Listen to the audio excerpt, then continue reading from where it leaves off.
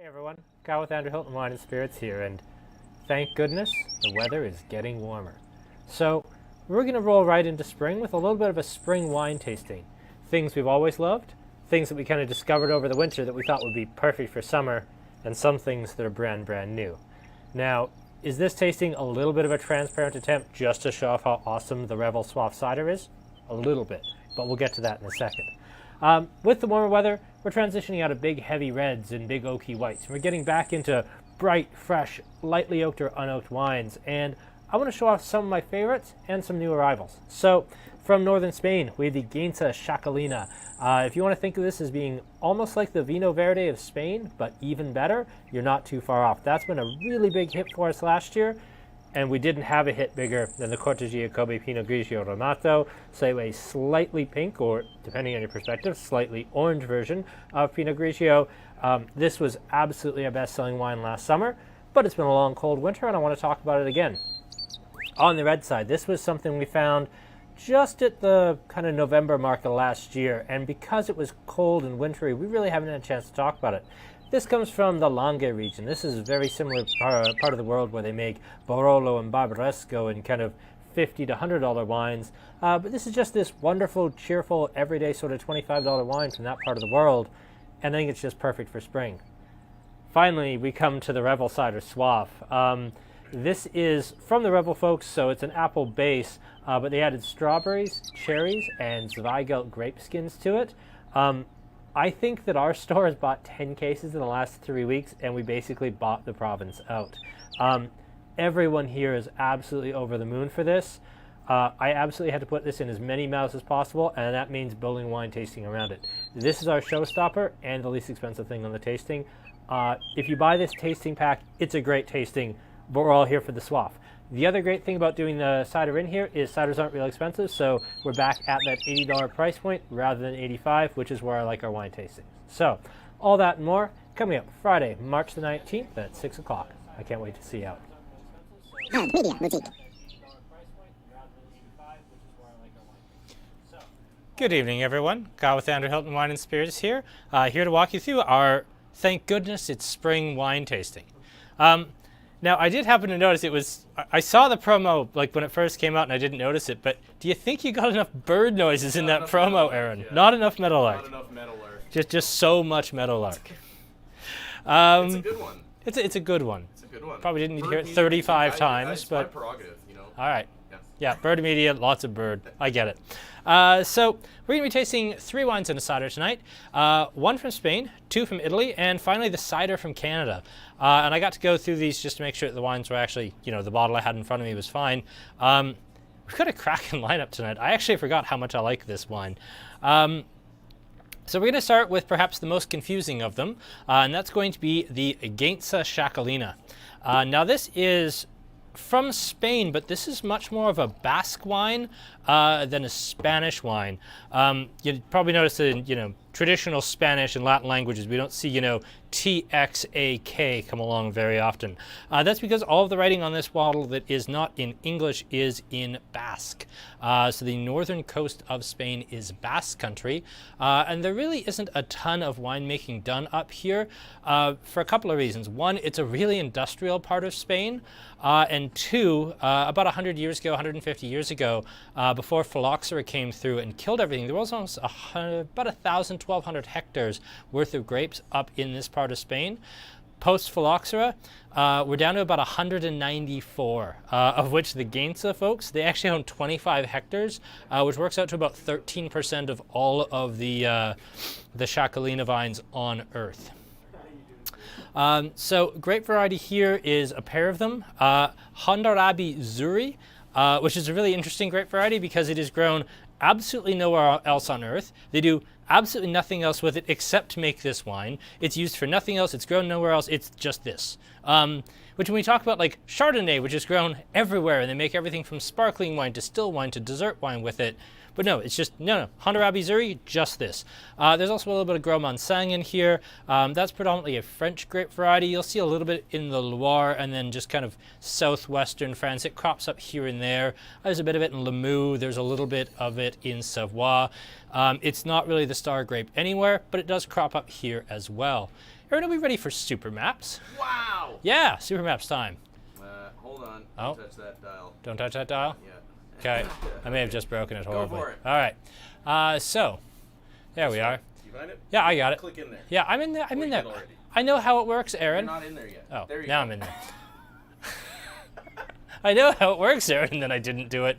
All right, so welcome to Spain. Let me walk you through some of the regions that you are going to be familiar with. Up here, right on the French border, next to the Pyrenees, are Navarra and Rioja. Down here, you'll notice Penedeth and Priorat. This and Tarragona. Aaron's just dying here. This area over here in Catalonia, this is primarily the Cava country. So this will be where all of your white sparkling wines come from. Cherries down here. Your Ribera del Duero is here. We don't talk a whole lot about central Spain. This is really, really hot down here. A lot of your kind of $9, $10 like straight Grenaches and straight Monastrells tend to come from in here. This is a lot of boxed wine for the European market. We do see a little bit over here. There's a product called Radio Boca Tempranillo that's a boxed wine from this part of Spain. But what we're talking about is actually the Bay of Biscay, which kind of runs between France and Spain here. And there are the three little Shakalina regions right here, Biscalco, Arabaco, and then finally, thanks, Aaron. Thanks, Aaron. That was wonderful of you. Gaintza Shakalina, which is actually where we are right here. Like I was saying, there's 194 hectares in all of the world for Shakalina. For reference, Bordeaux is 125,000 hectares. These guys have 194, most of it in this larger region, Gaintza Shakalina. So there's a lot of comparisons between Shakalina wines and Vinho Verdes from northern Portugal. But there's actually a better comparable to the northern Portuguese Vinho Verdes, which come from up here, and that's actually the wines of the Rias Baixas. The reason I say that is the grape varieties you'll find in Vinho Verde in northern Portugal, they tend to be made of Loureiro and Alvarinho grape varieties, which is what you'll find in the Rias Baixas, whereas Shakalina uses completely unrelated grape varieties that have nothing to do with the Portuguese varieties at all. It's really its own thing. Okay, so let's jump out of super maps here and get to tasting some wine here.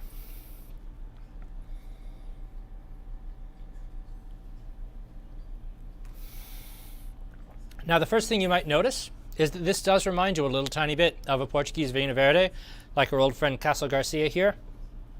But there's just a little bit more of everything.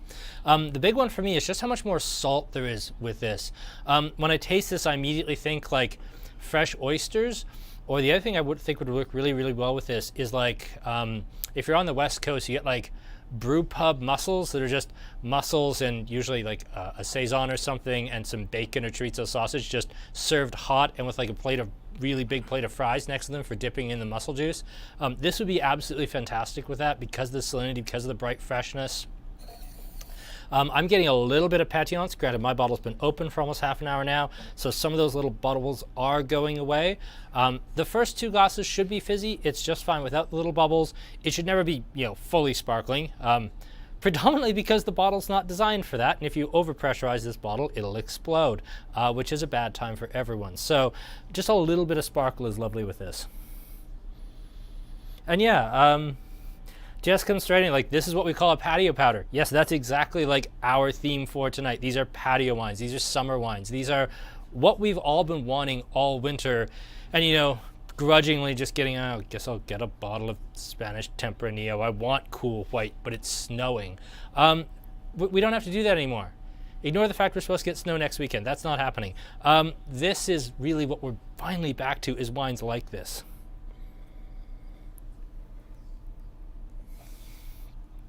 So bright, fresh, lively, a little bit salty.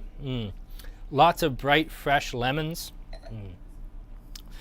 This is an absolute favorite. There's a reason we put this in the Christmas case. The only downside of this wine is that we discovered it right at the very tail end of summer. I think we didn't find this till the last week of August, if I'm not mistaken. So like the good, interesting selling time for this had kind of passed us by the time we found it. And we got it just as we were heading into fall winter. So it just slightly missed its window. This is going to be our first spring summer with this one. And we think it's going to be a huge hit for us.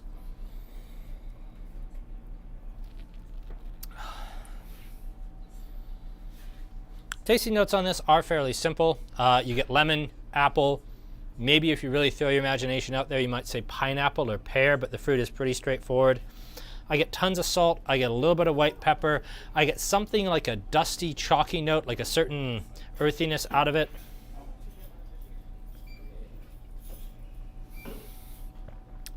Right at the bottom of that, there's almost something a little bit lamb's woolly that reminds me a little bit of Chenin Blanc, perhaps.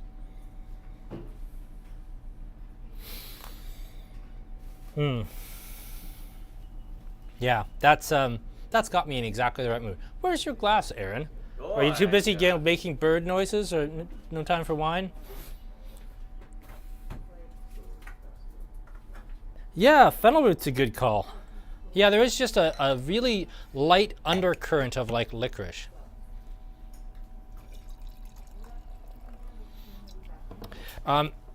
Spanish whites are really interesting. We don't sell a ton of Spanish whites. Shakalina is really its own thing up at the very north coast there.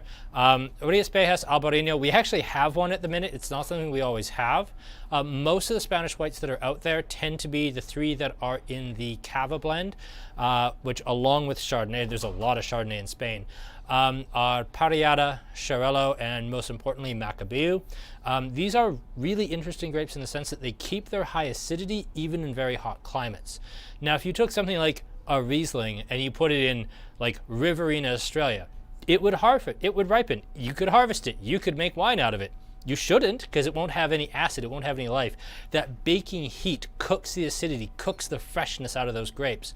What makes the Cava trio so unique in Spain is the fact that they can be baked in that hot Central Plateau or Mediterranean coast heat and still come out of it on the other side with a fair bit of acidity. This isn't like that. This is a very, very Atlantic wine, as opposed to a Mediterranean one, in the sense that being where they are, just off the Bay of Biscay there, they're going to get those cold Atlantic sea breezes that will chill down the vineyard, make it capable of making these lighter, fresher wines. You know, is it ever going to be as high acid as like northern France? No, it's a lot warmer. It's a lot further south. But for Spain, this is about as cold as it gets, and they make absolutely rockstar whites there. There used to be a little bit of a Basque red industry. I did a bit of reading into it. I've never seen one. Apparently there is actually a red mutant of Hammurabi Zuri, but I've never seen it exported. I've never seen it outside of Spain. Like, as far as I'm concerned, at least as an export product, it doesn't exist.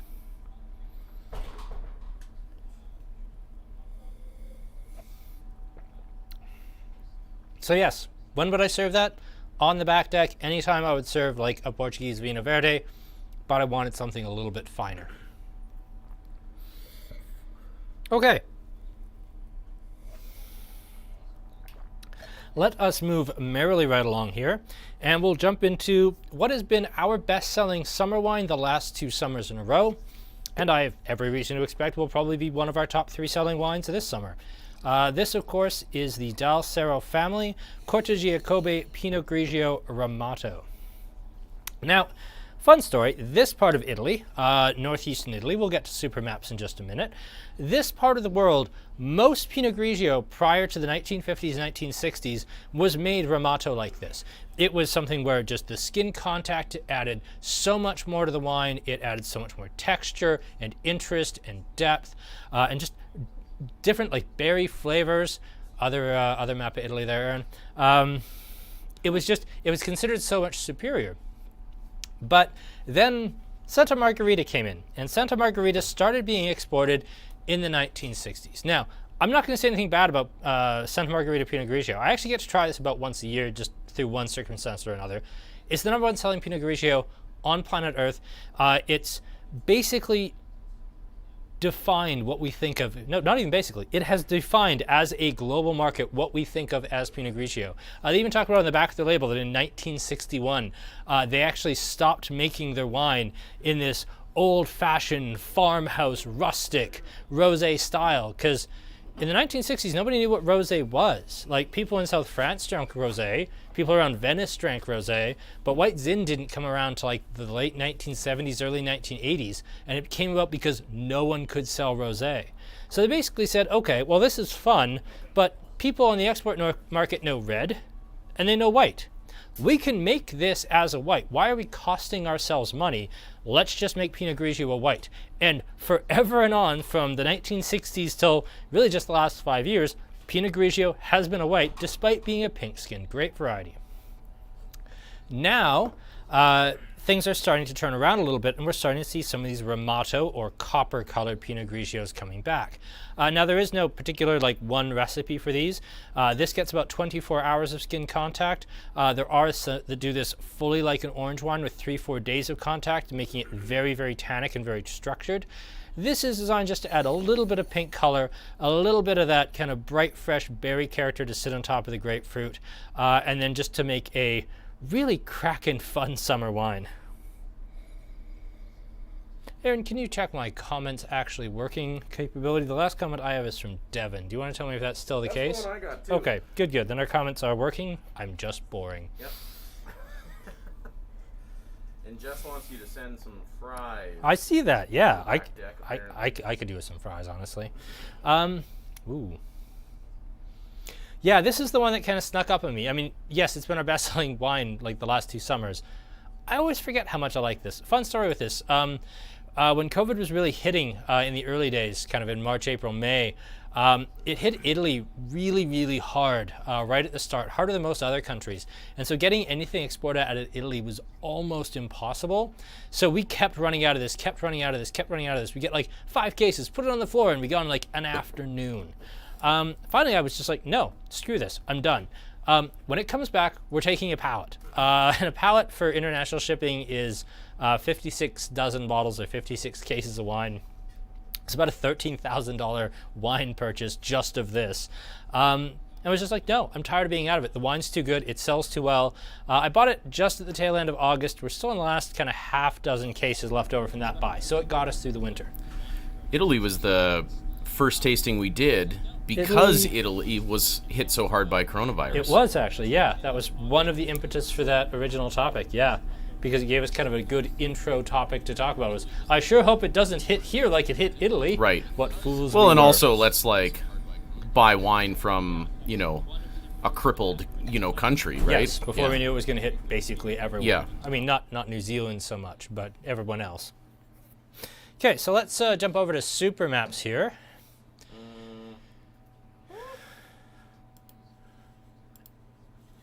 Okay, I have clicked in, so we're good. So this is Northeastern Italy. There's the city of Venice right there. Okay, seriously, I did click, damn it. You heard it go click. Fine. In the wrong spot. All right, fine. So here's the city of Venice, and there's some other really important wine regions around here too. Right over here, against Slovenia, this is the Collio Hills down in here. This is where some of the best Sauvignon Blanc in the world is made. Over here near Lake Garda, here is Bardolino and the Valpolicella country, as well as the region of Suave. Up in here, this is all part of Prosecco country. Actually, you could go right up through here. You basically are seeing Glera grapes grown all through this part of the world to make Prosecco in one form or another.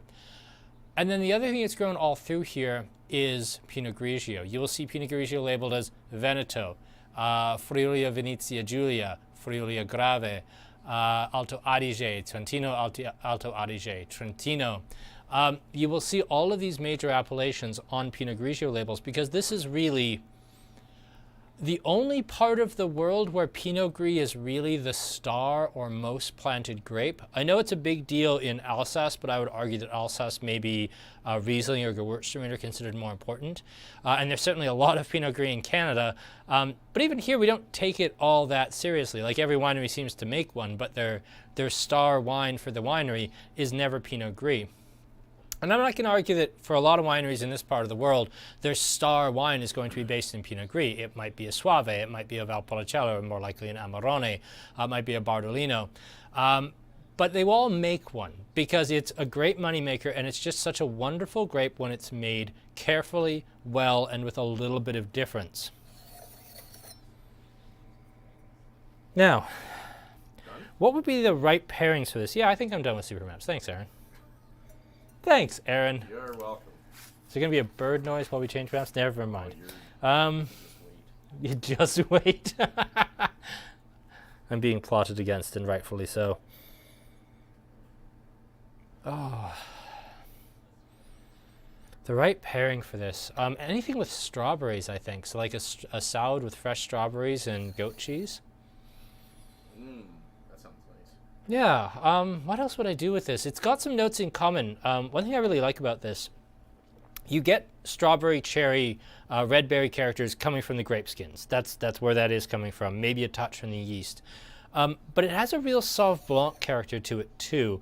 When you consider how close these guys are to Collio, there's definitely a commonality in soil types there, and probably a lot of kind of handed down ancestral knowledge of this is how you grow Sauvignon Blanc and its close relative Friulano, and that knowing of how to make Sauvignon Blanc has kind of bled into, to some extent, how they make Pinot Grigio.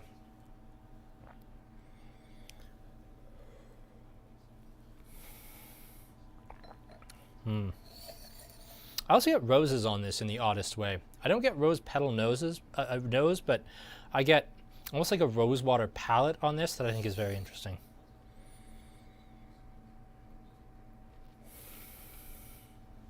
I think Kevin said that just as I went into the tasting note for the wine.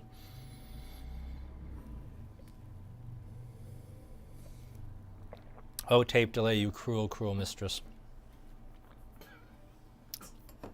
Shut up, Aaron. That was funny. Sorry,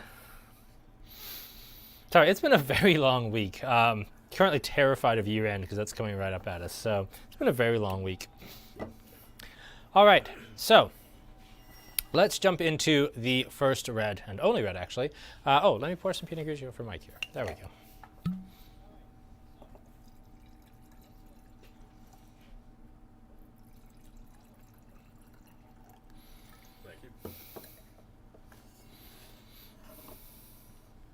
Also, if you see me scratching, it's because I think I'm slightly allergic to the Gaintza, which is really sad for me.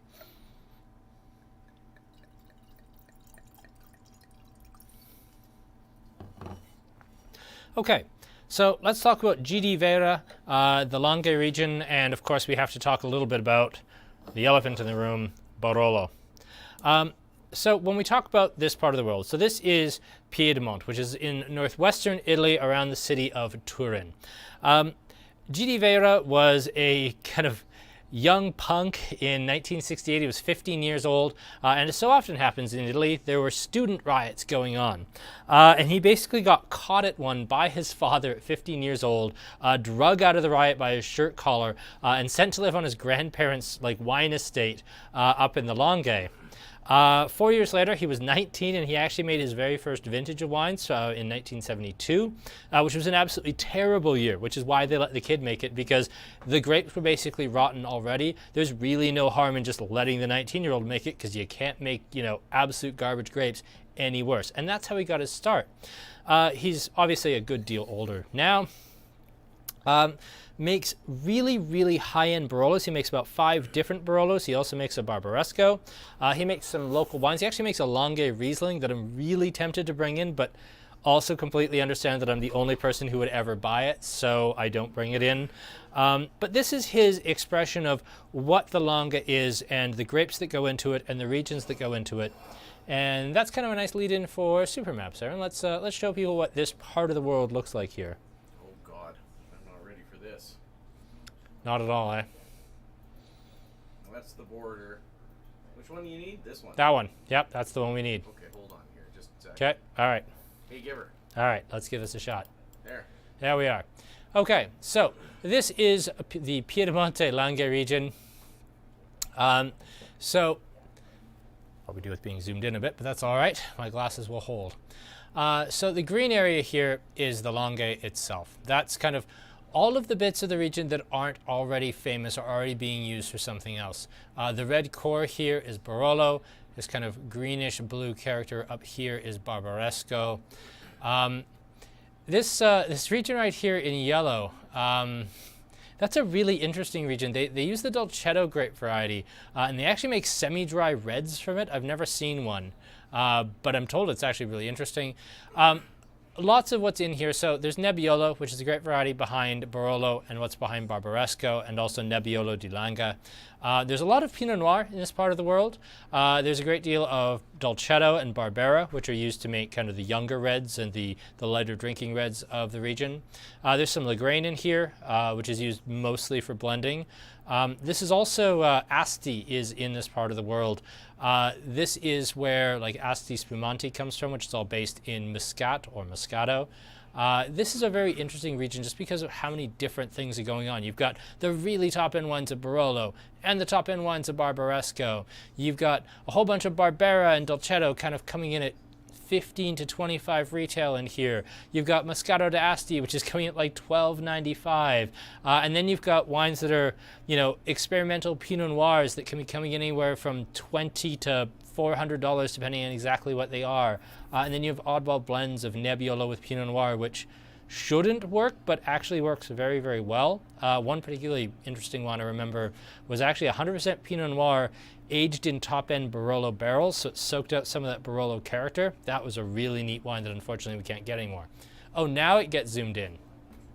Thanks, Aaron. No problem. So yes, now that I can actually see the chart, the orange is your Barbera d'Alba, the light blue is your Dolcetto, and purple is the region of Dogliani. Dogliani is probably your heartland for Dolcetto. If, as I was saying before, you know, there was a great part of the world where Pinot Gris was the most important thing, for Dolcetto, Dogliani is really the only part of the world where Dolcetto is king, and Barbera d'Alba, kind of this little vein of orange land that literally follows a river. That is literally the only place in the world where Barbera is like the leader. And then yes, Diano d'Alba, that is the region that uses Dolcetto grapes. So it makes a weird little semi-dry red that I've never seen here. But yes, the Langhe is basically all the parts of this region that isn't something else. It's the table scraps, if you will, of the region, but it also makes some absolutely spectacular wines. Let's jump back to me and things that we are doing. I'm going to switch to our notes here and immediately knock that on the floor, but I don't need it anymore, so it is fine. So this one is actually a bit of a Heinz 57 in terms of grape varieties. I actually had to write down what the grape varieties are, because it's literally everything. There's Young Vine Nebbiolo, Barbera, Dolcetto, Frisia, which I didn't talk about because it's really obscure, Albarossa, which is obscure even compared to Frisia, and Pinot Noir. So of the grapes we discussed, there's obviously no Muscat in it, and there is no Lagrange. This is really his introduction to this is what Piedmont is about. This is his light, everyday, released very young 2018 wine. If you go to their website, they actually have tasting notes going back to like the very early 2000s on everything they make. They do not have any technical sheets for this wine because it's not supposed to be that serious. It's just supposed to be take it home and enjoy it. Now on the nose, you can definitely tell it's a serious bottle of wine, but it's not trying to be heavy, it's not trying to be oaky, it's not trying to be high alcohol. It's just very, very good red wine that should be accessible to most people. I'm not going to say everybody's going to like this. There might be one of you out there that really hates this. Good for you. You're wrong, but good for you.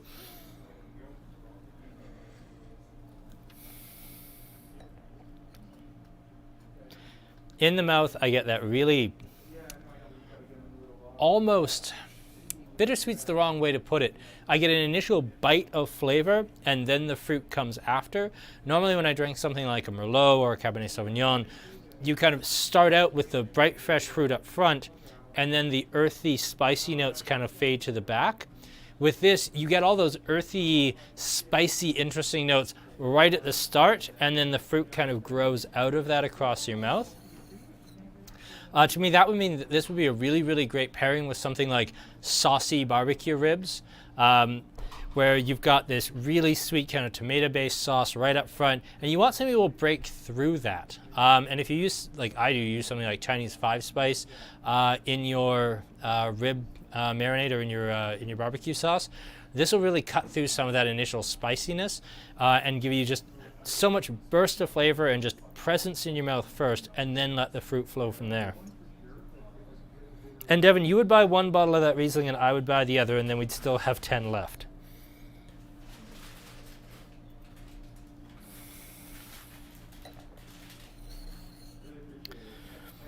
In the mouth, the wine's very broad. It's very spicy. You get tons of good kind of cherry, reddish fruit. I don't really get any black fruit. I don't get blueberry. I don't get blackberry. I don't get black cherry. It's just a very soft red fruit sort of wine. I also love how little they say on the back label with this. Our Longue Rosso DOC is sourced from native vines. This bright, fresh, and expressive wine showcases our wonderful region with passion. Notice it doesn't tell you what grapes, or really, I mean, anything about the region other than that this is from here. We make this. We think it's good. Enjoy it. Don't take it too seriously. And when you contrast that with, you know, the Barolo game, and they do make high-end Barolos, that everything is $80 and $300. Everything has this, you know, incredible provenance of, oh, well, our wines in the 1960s are still drinking so well.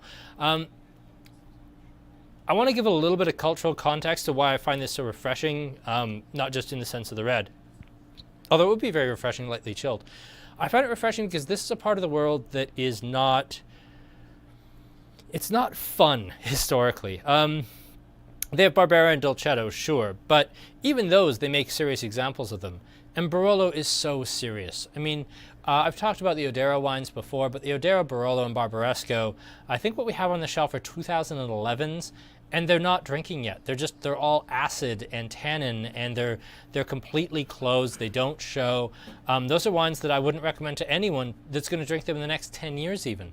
These are 25 to 40-year-old wines before you even start thinking about opening them. There are Barolos that drink still well from the mid to late 1800s that are fine. They're still showing just fine. These are wines that take forever, and they tend to be expensive. The wines of Antonio Gaia in particular are clicky and sell out the second they hit store shelves. They're almost like the Bordeaux of Italy in the sense that they've sucked all the fun out of it and just made it very serious and very collectible. And I think that's really sad. I like this wine so much because it's a rejection of all of that side of Piedmont, and it's just saying, no, you know, yes, we make wine like that, and we think we make it very well. But we also make this, that we don't even put a text sheet on our website because we don't want you to even take it that seriously. Screw you, retailers. You don't get to talk about the wine with notes. It's just designed to be fun. And yeah, it's absolutely gorgeous at $23. It's exactly what I want from a region that doesn't do wine like this.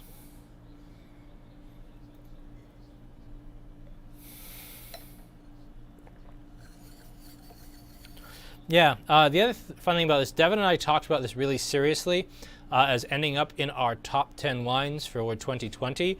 Two strokes against it. We'd really only just brought it in about 2 months before, and it wasn't selling well yet. It's now selling great, but when we first got this launched, it would kind of like be starting out with a new Bordeaux and saying, you should try this new Bordeaux, and everybody's like, but it's fun. It's not that fun. No, it's fun. This is kind of, you know, dragging the old dusty vicar out of the church and like putting him in a Hawaiian shirt sort of thing. It's a lot of fun as a wine. I really like it just because it's so antithetical to what this region's really known for. And yet this part of the world also makes like Asti Spumante, which is the least serious wine in the world. So I don't know. I just like it because it's so antithetical to what I think of as Piedmont, at least Piedmont Reds.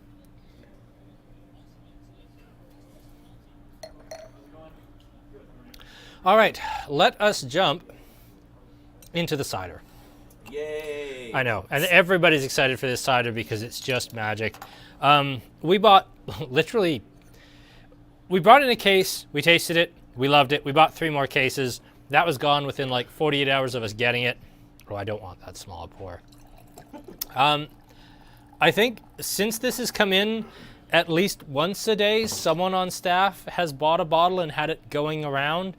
We've had customers come in for a half dozen of these just off the street, people I don't even recognize. Just like, oh, do you have that Soif cider? Yes, and who are you? Oh, I'll take 6. Great.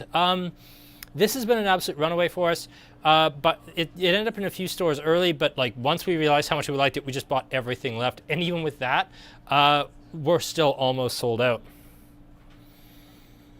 And you're right, it looks almost exactly like the Italian wine not to buy because it looks so stereotypical of, you know, here's a dark red font that's kind of the same color as wine. Here's some black writing that, you know, unless you have a lot of wine education, you don't know what the hell they're talking about. Here's a badly drawn picture of a flower. It's $23. There's a lot of really bad wine that follows that formula. Really bad wine. This just happens to be really great. But yeah, so this is a cidery out of Toronto. And we don't have a super map for, Toronto. If you don't know where Toronto is, this wine tasting is not going to help you when you have deeper issues.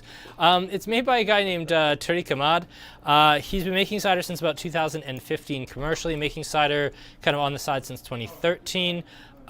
He's the smallest of Ontario's cider makers, and he's, at this point, pretty widely acknowledged as the best cider maker in Canada and probably one of the top 2 to 3 in North America, certainly top 10 in the world. His whole thing is he will go, if you have cool apples, if you have apples that are not just, it was the tree that was here when I, moved in, but it's not anything interesting. He has driven all over Ontario hunting down rare apple trees, trees that are, 150 years old, that were planted by some farmer that nobody remembers what species this is. He'll go and pick those apples because he wants these really unique heritage apples for his cider. He spends more time almost driving around picking off of 1 tree or 2 trees that are in some farmer's backyard in the middle of nowhere in northern Ontario, just because he wants these rare apples. You can't see it, but Aaron's taken, respectful glasses of everything. He took like a giant glass of this because everybody likes Soif.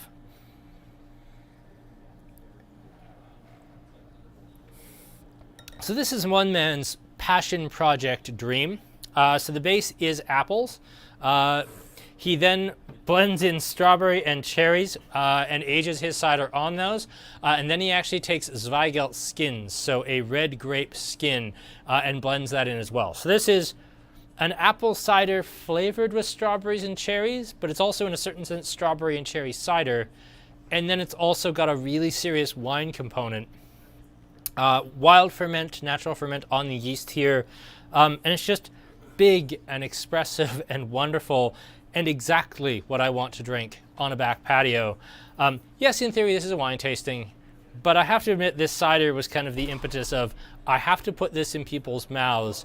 What wine tasting do I have to build around this to justify getting to pour this for people and drink a bottle myself? I absolutely adore this. I hope you do as well. I'm really interested on people's rankings and thoughts on this one. A, because the comments have been so quiet, but also B, just because we have such a different lineup. I mean, I love the Gaintza, but it's really salty. I love the Grigio Kobe, but it's not what a lot of people think of as Pinot Grigio. This, as Kevin so perfectly said, it looks exactly like the sort of Italian wine he would never buy. And then this is just, maybe there's one person who loves this, but is also deeply offended on a personal level that we dared introduce a cider into his wine tasting. I don't know, but I'm really curious to see what people think.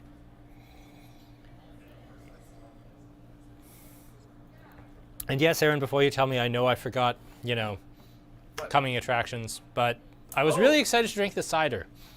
Well. And yeah, it is going to be brutal to rank. I may pass on the rankings here.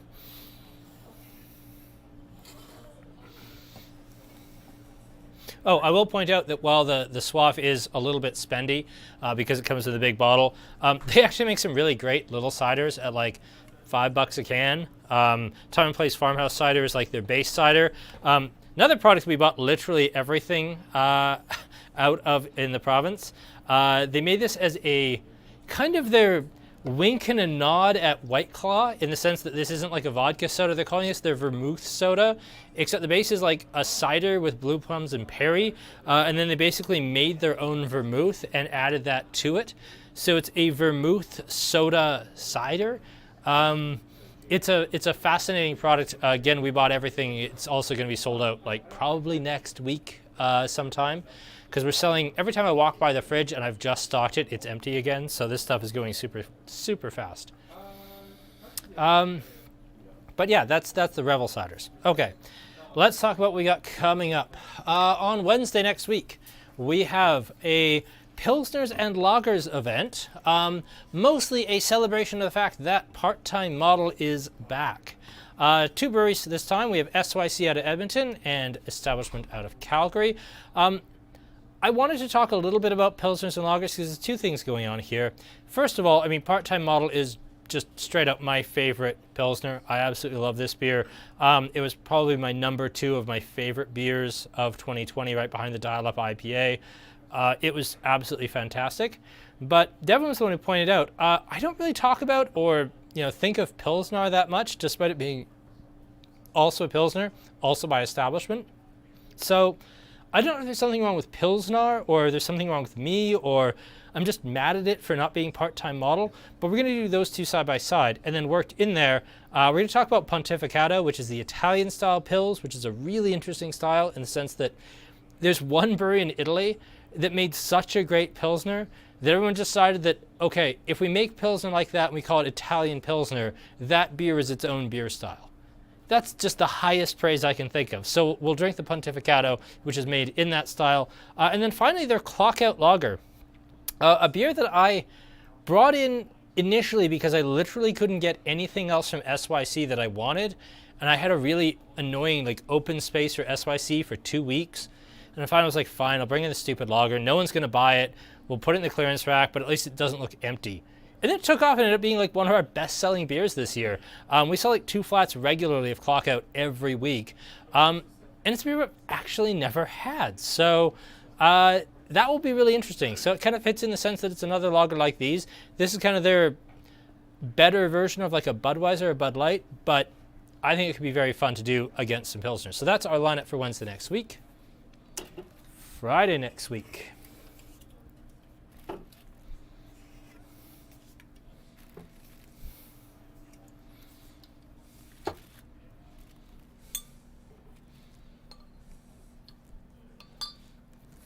Friday next week, we are going to do sake.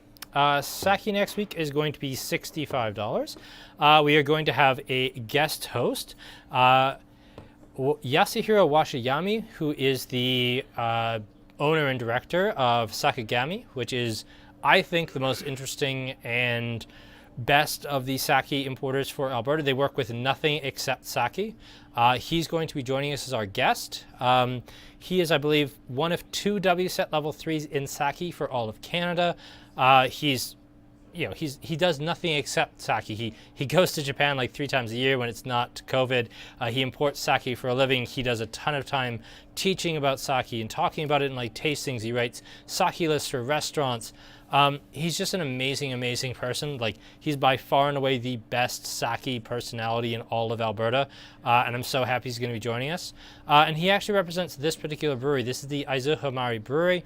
We're going to be doing their Honjoso, which is kind of their entry level, and then a Junmai Ginjo, Junmai Dai Ginjo, and then finally a Nigori, so a slightly cloudy, well, not even slightly, a very cloudy sake in this instance. So yeah, that is $65. Largely because we're putting this Daiginjo in there, because that's not an inexpensive bottle of sake. So lots and lots of fun there. That's coming up next Friday. So questions and rankings. I'm very curious to see where people come down on the rankings, because I don't know where I'm coming down on the rankings. And I'm glad you're excited for the sake. I was really nervous to do it, and then everyone I've told, hey, we're doing sake, has just been over the moon about it. And yes, I can't wait till that you're doing sake. We have to get in on this. It's if I'd known everyone was going to be out this excited about it, I've done it 6 months ago.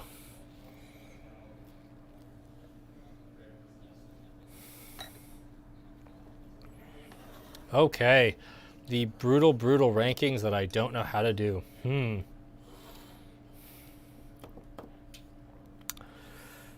I'm shamelessly going to give 1 to the cider. I just am. And 2 to the Shakalina. 3 to the Pinot Grigio. 4 to the red. But there's no slight on that red. That was a great bottle of wine. So 1, 2, 3, 4 for me. Everybody else? Aaron, you've had all of these now. What did you think? Rankings? I have drank them all. Have you thought about them all? Not critically.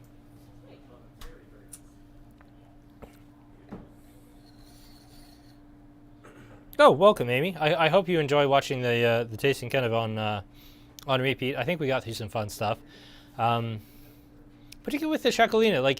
It's fun to talk about a region where there's almost no expectations. I set some by introducing it's kind of like Spain's answer to Vino Verde, but the Basque Country, there's no expectations. There's no reference point. It's not even in Spanish on the label.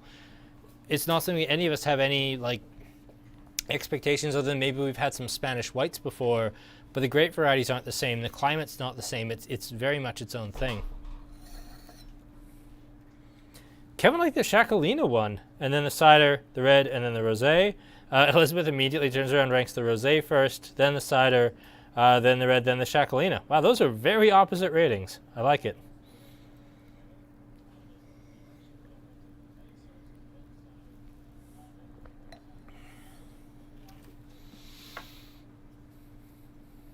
All right, well, if we have no other questions, a little bit of a quicker one tonight. I apologize for that, but normally we have a few more questions and comments. So I think a lot of people are getting in on... Oh, you're on the red still. Oh, well, I am moving fast if you're still only on the third. Well, good. If we had customers, that's a good thing.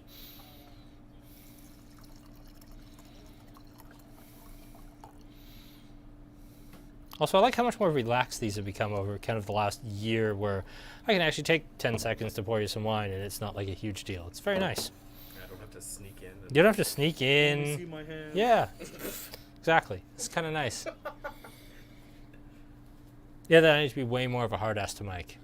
If no other reason than it's funny.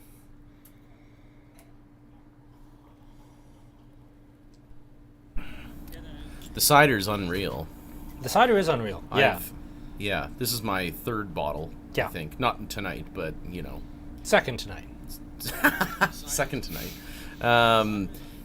But I really liked that first wine was great. How do you say the Shakalina. Shakalina? Yeah. With the TX. Yeah, as you traditionally pronounce things that start TX. Yeah. Yeah. The cider is my favorite. Hands Mine too. down. That's numero uno. Yep. The white is my number 2, and I think these two I'm not really sure. Like I don't know. I'd have to taste them again. I'll have to taste them again. Yes. Yeah. Because we never do that the second the camera No, stops rolling. no, ever. absolutely not. I'm already on my second glass of Shakalina, third glass of Shakalina. No. Awesome. Well, I think we'll wrap it there, Aaron. Doesn't look like we get any more comments or questions or rankings coming in. Thank you all so much for watching. We will join you for Pilsners and Lagers on Wednesday and Sake on Friday. I'm Kyle with Andrew Hilton. That's been Aaron with Bird Media, and we will see you all of you on Wednesday. Thanks very much for watching.